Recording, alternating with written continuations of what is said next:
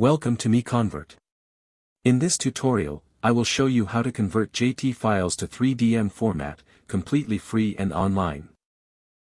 Open your browser and search for JT to 3 decimeters MiConvert.com. Click on the first result to go straight to the converter. You are now on the JT to 3DM converter page. The interface is clean and easy to use. Let's upload a file.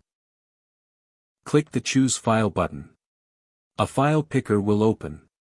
Select the JT file you want to convert, then click Open. Your file is loaded and ready. You can see the file name, size, and destination format.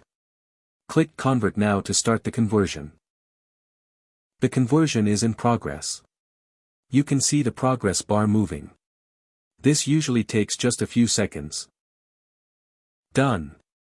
Your file has been successfully converted. Click Download to save the 3DM file to your computer.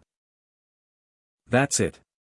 Visit MiConvert.com for more free conversion tools. Subscribe for more tutorials. Thanks for watching.